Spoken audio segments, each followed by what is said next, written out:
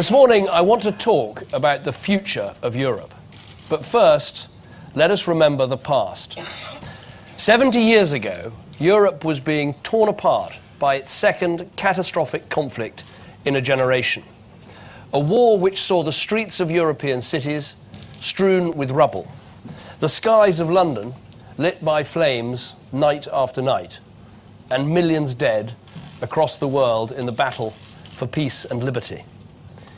As we remember their sacrifice, so we should also remember how the shift in Europe from war to sustained peace came about. It didn't happen like a change in the weather.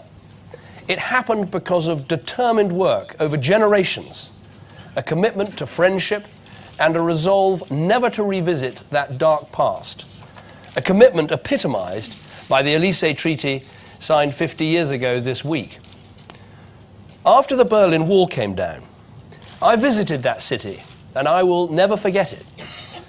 The abandoned checkpoints, the sense of excitement about the future, the knowledge that a great continent was coming together. Healing those wounds of our history is the central story of the European Union. What Churchill described as the twin marauders of war and tyranny have almost entirely been banished from our continent. Today, hundreds of millions dwell in freedom from the Baltic to the Adriatic, from the western approaches to the Aegean. And while we must never take this for granted, the first purpose of the European Union, to secure peace, has been achieved. And we should pay tribute to all those in the European Union, alongside NATO, who made that happen. But today, the main purpose of the European Union is different. Not to win peace, but to secure prosperity. The challenges come not from within this continent, but from outside it, from the surging economies of the East and the South. Now, of course, a growing world economy benefits us all, but we should be in no doubt that a new global race of nations is underway today, a race for the wealth and for the jobs of the future. The map of global influence is changing before our eyes, and these changes are already being felt by the entrepreneur in the Netherlands, the worker in Germany, the family in Britain. So I want to speak to you today with urgency and frankness about the European Union and how it must change, both to deliver prosperity and to retain the support of its peoples. But first, I want to set out the spirit in which I approach these issues. Now, I know that the United Kingdom is sometimes seen as an argumentative and rather strong-minded member of the family of European nations. And it is true that our geography has shaped our psychology. We have the character of an island nation. We are independent, forthright, passionate in defense of our sovereignty. We can no more change this British sensibility than we could drain the English Channel. And because of this sensibility, we come to the European Union with a frame of mind that is more practical than emotional. For us, the European Union is the means to an end. Prosperity, stability, the anchor of freedom and democracy both within Europe and beyond her shores, not an end in itself. We insistently ask, how? Why? To what end? But this doesn't make us somehow un-European. The fact is that ours is not just an island story, it is also a continental story. For all our connections with the rest of the world, of which we are mightily proud, we have always been a European power, and we always will be. From Caesar's legions to the Napoleonic Wars, from the Reformation, the Enlightenment, and the Industrial Revolution to the defeat of Nazism, we have helped to write European history, and Europe has helped to write ours. Over the years, Britain has made her own unique contribution to Europe. We have provided a haven to those fleeing tyranny and persecution. And in Europe's darkest hour, we help to keep the flame of liberty alight.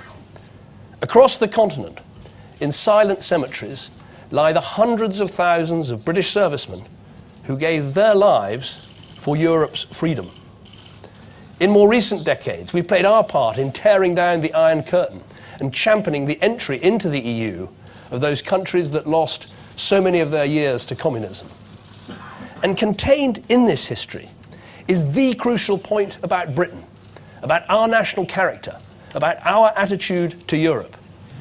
Britain is characterized not just by its independence, but above all by its openness. We've always been a country that reaches out, that turns its face to the world, that leads the charge in the fight for free trade and against protectionism. This is Britain today, as it's always been. Independent, yes, but open too. I never want us to pull up the drawbridge and retreat from the world. I am not a British isolationist, but I do want a better deal for Britain. But not just a better deal for Britain, I want a better deal for Europe too. So I speak as a British Prime Minister with a positive vision for the future of the European Union. A future in which Britain wants and should want to play a committed and active part. Now, some might then ask, why raise fundamental questions about the future of Europe when Europe is already in the midst of a deep crisis? Why raise questions about Britain's role when support in Britain is already so thin? Now, there are always voices that say don't raise the difficult questions. But it is essential for Europe and for Britain that we do, because there are three major challenges confronting us today. First, the problems in the Eurozone are driving fundamental change in Europe. Second, there is a crisis of European competitiveness as other nations across the world soar ahead. And third, there is a gap between the EU and its citizens, which has grown dramatically in recent years, and which represents a lack of democratic accountability and consent that is, yes, felt particularly acutely here in Britain. Now, if we don't address these challenges, the danger is that Europe will fail and the British people will drift towards the exit. I do not want that to happen. I want the European Union to be a success, and I want a relationship between Britain and the European Union that keeps us in it. That is why I'm here today, to acknowledge the nature of the challenges we face and to set out how I believe the European Union should respond to them, and to explain what I want to achieve for Britain and its place within the European Union. So let me start with the nature of the challenges we face. First, the Eurozone. Now, the future shape of Europe is being forged. There are some serious questions that will define the future of the European Union and the future of every country within it. The Union is changing to help fix the currency, and that has profound implications for all of us, whether we're in the single currency or not. Now, Britain is not in the single currency, and we're not going to be. But we all need the Eurozone to have the right governance and structures to secure a successful currency for the long term. And those of us outside the Eurozone also need certain safeguards to ensure that, for example, our access to the single market is not in any way compromised. And it is right that we begin to discuss those issues now. Second, while there are some countries within the EU that are doing pretty well, taken as a whole, Europe's share of world output is projected to fall by almost a third in the next 2 decades. This is the competitiveness challenge, and much of our weakness in meeting it is frankly self-inflicted. Complex rules which restrict our labour markets are not some naturally occurring phenomenon, just as excessive regulation is not some external plague that's been visited on our businesses. These problems have been around for too long, and progress in dealing with them has been far too slow. As Chancellor Merkel has said, if Europe today accounts for just over 7% of the world's population and produces 25% of global GDP, it is currently financing 50% of global social spending.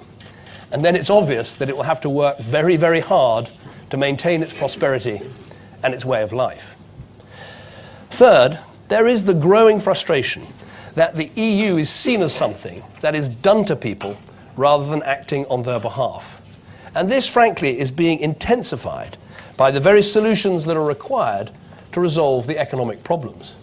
People are increasingly frustrated that decisions taken further and further away from them mean their living standards are slashed through enforced austerity, or their taxes are used to bail out governments on the other side of the continent. We are starting to see this in the demonstrations on the streets of Athens, Madrid, and Rome. We're starting to see it in the parliaments of Berlin, Helsinki, and The Hague. And yes, of course, we're seeing this frustration with the EU very dramatically here in the United Kingdom. Europe's leaders have a duty to hear these concerns. Indeed, we have a duty to act on them, and not just to fix the problems in the Eurozone. For just as in any emergency you should plan for the aftermath as well as dealing with the present crisis, so too in the midst of present challenges we should plan for the future and what the world will look like when the difficulties in the Eurozone have been overcome. Now, the biggest danger to the European Union comes not from those who advocate change, but from those who denounce new thinking as heresy. In its long history, Europe has experience of heretics who've turned out to have a point. And my point is this: more of the same will not secure a long-term future for the Eurozone. More of the same will not see the European Union keeping pace with the new powerhouse economies. More of the same will not bring the European Union closer to its citizens. More of the same will just produce more of the same. Less competitiveness, less growth, fewer jobs. And that will make our countries not stronger but weaker. That is why we need fundamental, far-reaching change. So let me set out my vision for a new European Union fit for the 21st century. It is built on 5 principles, and the first is competitiveness. At the core of the European Union must be, as it is now, the single market. Britain is at the heart of that single market and must remain so. But when the single market remains incomplete in services, in energy, in digital, the very sectors that are actually the engines of the modern economy, it is only half the success that it could be. It is nonsense that people shopping online in some parts of Europe are unable to access the best deals simply because of where they live. So I want completing the single market to be our driving mission. I want us to be at the forefront also of the transformative trade deals with the US, Japan, India, as part of the drive towards global free trade. And I want us to be pushing to exempt Europe's smallest entrepreneurial companies from more EU directives. These should be the officials. These should be the tasks that get European officials up in the morning and keep them working late into the night. And so we urgently need to address the sclerotic, ineffective decision-making that is holding us back. That means creating a leaner, less bureaucratic union, relentlessly focused on helping its member countries to compete. In the global race, can we really justify the huge number of excessive, expensive, peripheral European institutions? Can we justify a commission that gets ever larger? Can we carry on with an organisation that has a multi-billion-pound budget, but not nearly enough focus on controlling spending and shutting down programmes that haven't worked? And I would ask this: when the competitiveness of the single market is so important, why is there then an Environment Council, a Transport Council, an Education Council, but not a Single Market Council? Now, the second principle should be flexibility. We need a structure that can accommodate the diversity of the EU's members, north, south, east, west, large, small, old and new, some of whom are contemplating much closer economic and political integration, and many others, including Britain, who would never embrace that goal. Now, I accept, of course, that for the single market to function, we need a common set of rules and a way of enforcing them. But we also need to be able to respond quickly to the latest developments and trends. Competitiveness demands flexibility, choice and openness, or Europe will fetch up in a no man's land between the rising economies of Asia and the market-driven North America. The EU must be able to act with the speed and flexibility of a network, not the cumbersome rigidity of a bloc. We must not be weighed down by an insistence on a one-size-fits-all approach, which implies that all countries want the same level of integration. The fact is they don't, and we shouldn't assert that they do. Now, some will claim that this offends a central tenet of the EU's founding philosophy. I would say it merely reflects the reality of the European Union today. 17 members are part of the Eurozone, 10 are not. 26 European countries are members of Schengen, including 4 that are outside the European Union: Switzerland, Norway, Liechtenstein and Iceland. 2 EU countries, Britain and Ireland, have retained their border controls. Some members, like France and Britain, are ready, willing and able to take action in Libya or Mali. Others are uncomfortable with the use of military force. Let us welcome that diversity instead of trying to snuff it out. Let us stop all this talk of the two-speed Europe, of fast lanes and slow lanes, of countries missing trains and buses, and frankly, let us consign the whole weary caravan of transport metaphors, if you like, to a permanent siding.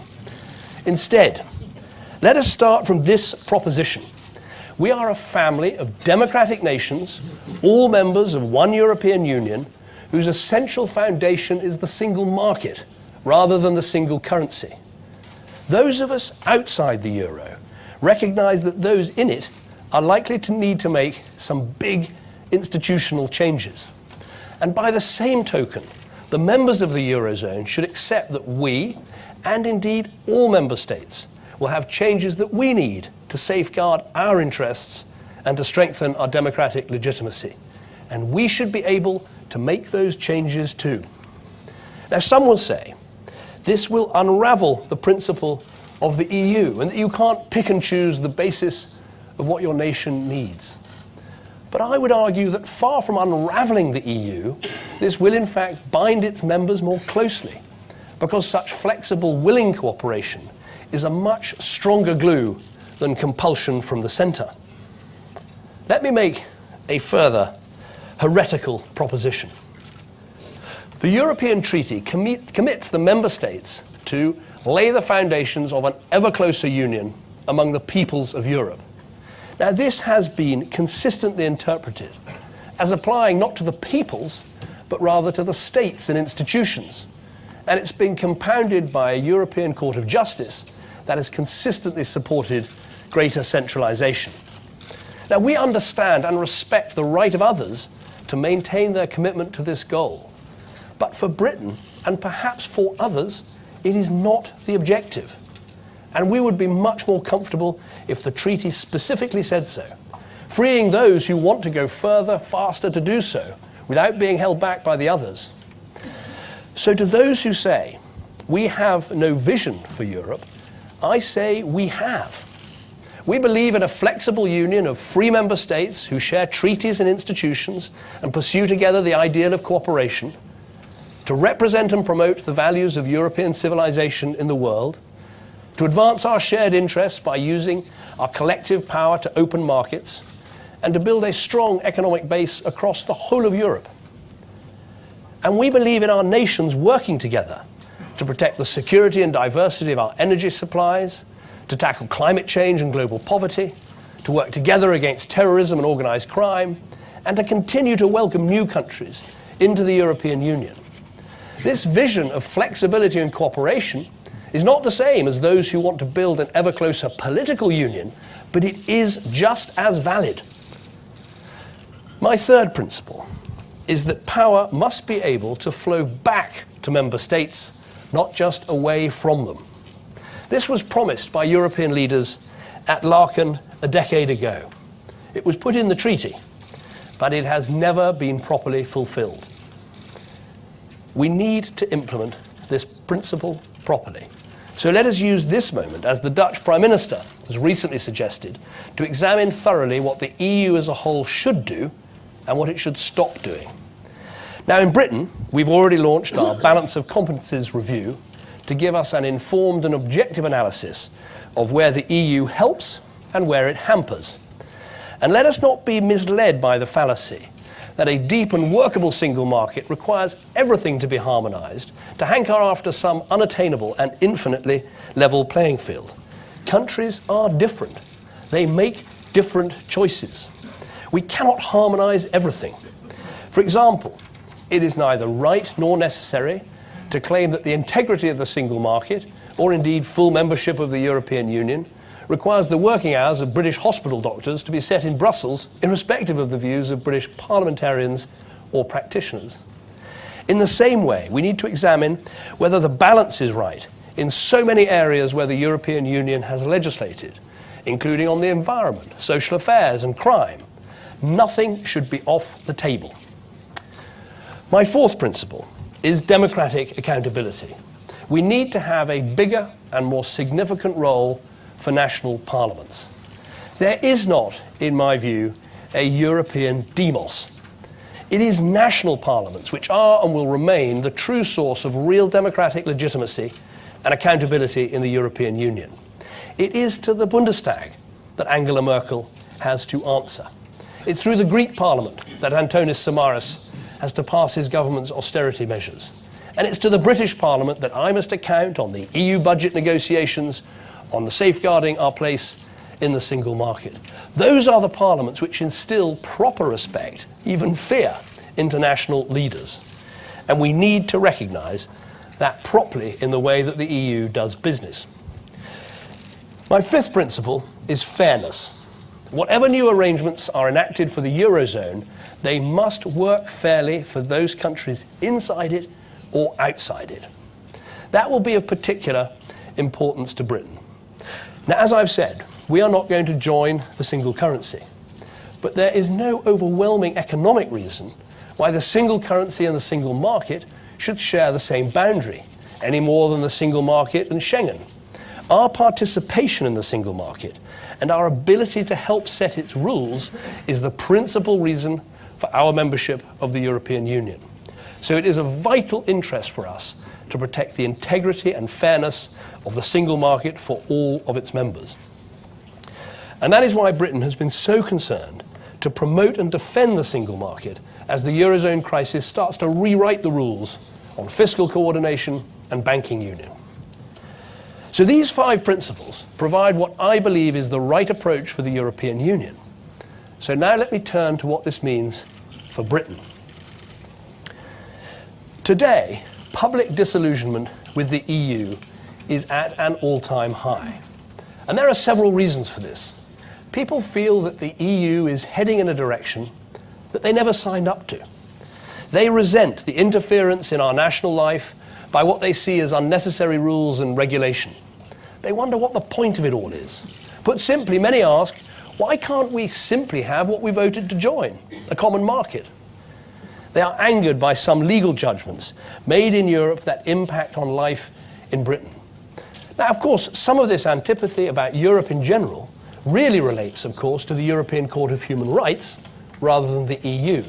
And Britain is leading European efforts to deal with this. And there is indeed much, much more that needs to be done on this front.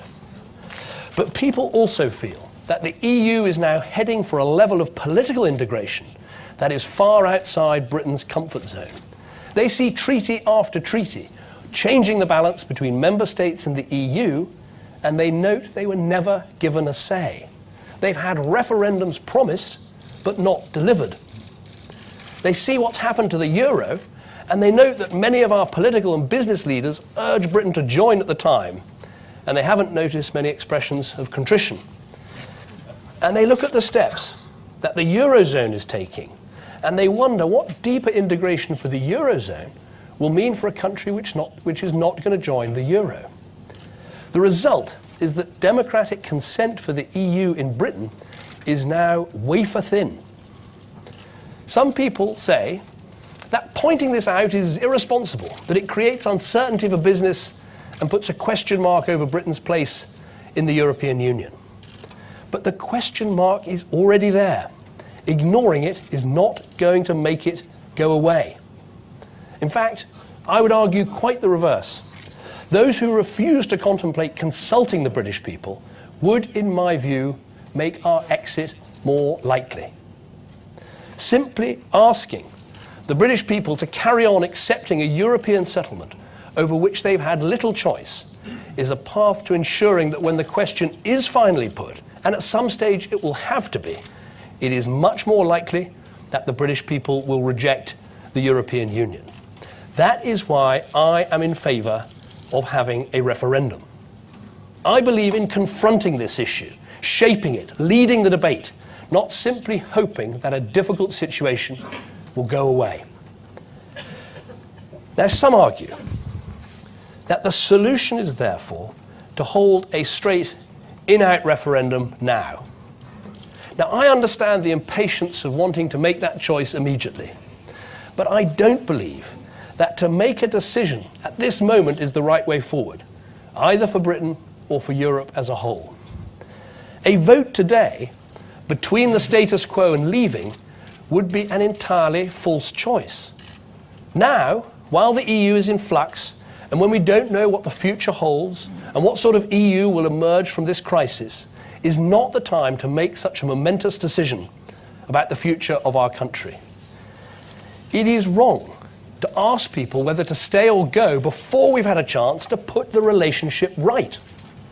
How can we sensibly answer the question in or out without being able to answer the most basic question? What is it exactly that we're choosing to be in or out of? The European Union that emerges from the Eurozone crisis is going to be a very different body.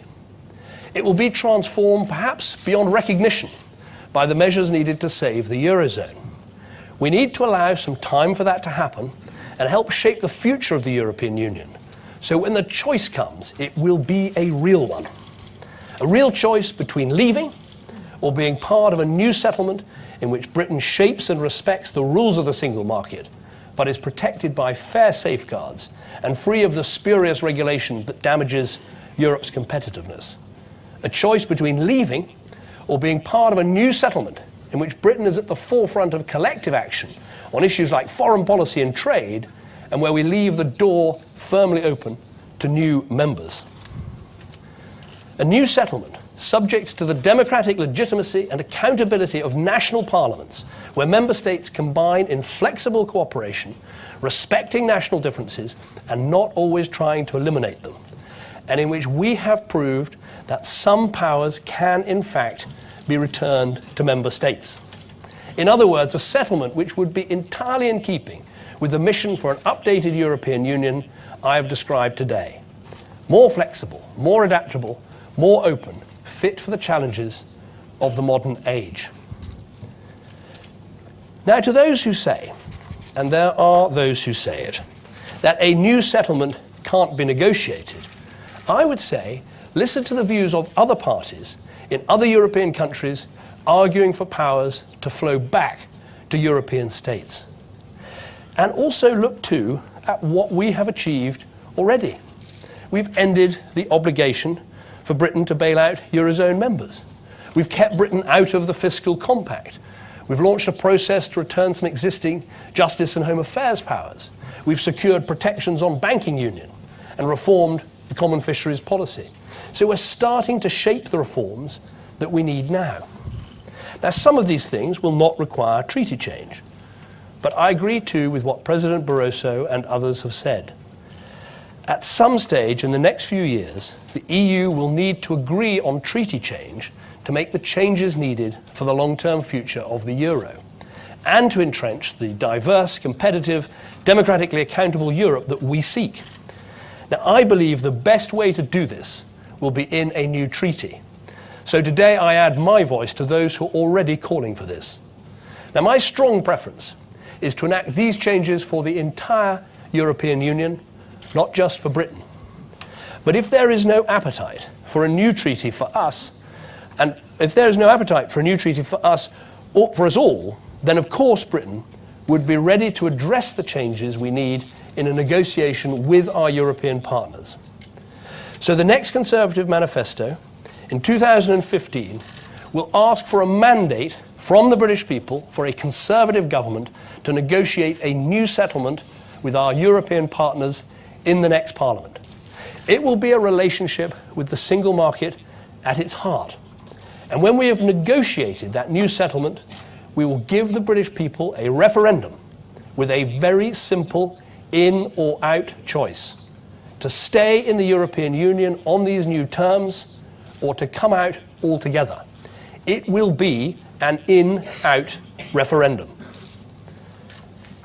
Legislation will be drafted before the next election, and if a Conservative government is elected, we will introduce the enabling legislation immediately and pass it by the end of that year, and we will complete this negotiation and hold this referendum within the first half of the next Parliament.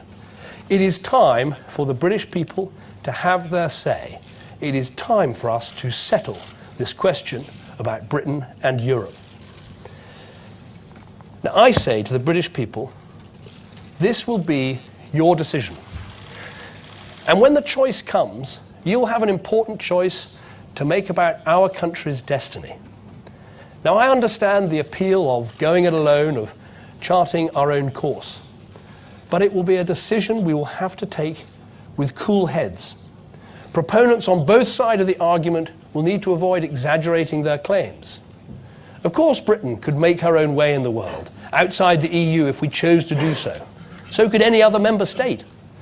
But the question we'll have to ask ourselves is this: is that the very best future for our country? We will have to weigh carefully where our true national interest lies. Alone, we would be free to take our own decisions, just as we would be freed of our solemn obligation to defend our allies if we left NATO. But we don't leave NATO because it's in our national interest to stay and to benefit from its collective defence guarantee.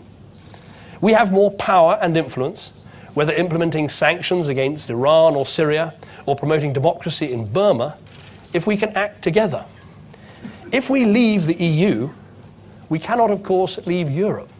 It will remain for many years our biggest market and forever our geographical neighbourhood. We're tied by a complex web of legal commitments. Hundreds of thousands of British people now take for granted their right to work, to live and to retire in any other EU country. Even if we pulled out completely, decisions made in the EU would continue to have a profound effect on our country. But we would have lost all our remaining vetoes and our voice in those decisions. We would need to weigh up very carefully the consequences of no longer being inside the EU and its single market as a full member. Continued access to the single market is, as I've said, absolutely vital for British business and for British jobs. Since 2004, Britain has been the destination for 1 in 5 of all inward investments into Europe. And being part of the single market has been absolutely key to that achievement. Now, there will be plenty of time to test all the arguments thoroughly in favour and against the arrangement that we negotiate. But let me just deal with one point that we hear a lot about. There are some who suggest we could turn ourselves into Norway or Switzerland with access to the single market, but outside the EU. But would that really be in our best national interests? I admire those countries, and they're friends of ours, but they are very different to us. Norway sits on the biggest energy reserves in Europe and has a sovereign wealth fund of over 500 billion euros. And while Norway is part of the single market and pays for the principle, it has no say at all in setting its rules. It just has to implement its directives. The Swiss, they have to negotiate access to the single market sector by sector, accepting EU rules over which they have no say, or else not getting full access to the single market, including in key sectors like financial services. The fact is, if you join an organisation like the European Union, there are rules. You'll not always get what you want, but that doesn't mean that we should leave, not if the benefits of staying and working together are greater. We would also have to think carefully too about the impact on our influence at the top table of international affairs. There's no doubt that we're more powerful in Washington, in Beijing, in Delhi, because we're a powerful player inside the European Union. That matters for British jobs, for British influence, for British security. It matters to our ability to get things done in the world. It matters to the United States and other friends around the world, which is why many tell us very clearly that they want Britain to remain in the European Union. So we should think very carefully before giving that position up. If we left the European Union, it would be a one-way ticket, not a return. So we will have time for a proper, reasoned debate. And at the end of that debate, you, the British people, will decide. And I say to our European partners, frustrated as some of them no doubt are by Britain's attitude, work with us on this. Consider the extraordinary steps which the Eurozone members are taking to keep the euro together, steps which a year ago would have seemed impossible. It does not seem to me that the steps which would be needed to make Britain and others more comfortable in our relationship with the European Union are inherently so outlandish or so unreasonable. And just as I believe that Britain should want to remain in the EU, so the European Union should want us to stay. Because a European Union without Britain, without one of Europe's strongest powers, a country which in many ways invented the single market and which brings real heft to Europe's influence on the world stage, which plays by the rules, which is a force for liberal economic reform, that would be a very different kind of European Union. And it is hard to argue that the EU would not be greatly diminished by Britain's departure. Let me finish today by saying this. I have no illusions about the scale of the task ahead. I know that there will be those who will say the vision I've outlined will be impossible to achieve, that there's no way our partners will cooperate, that the British people have set themselves on a path to inevitable exits, that if we aren't comfortable being in the EU after 40 years, we never will be. But I refuse to take such a defeatist attitude, either for Britain or for Europe. Because with courage and conviction, I believe we can deliver a more flexible, adaptable and open European Union in which the interests and ambitions of all its members can be met. With courage and conviction, I believe we can achieve a new settlement in which Britain can be comfortable and all our countries can thrive. And when that referendum comes, let me say now that if we can negotiate such an arrangement, I will campaign for it with all my heart and all my soul. Because I believe something very deeply, that Britain's national interest is best served in a flexible, adaptable and open European Union. And that such a European Union is best with Britain in it. Now, over the coming weeks, months and years, I will not rest until this debate is won for the future of my country, for the success of the European Union, and for the prosperity of peoples and for generations to come. Thank you very much indeed.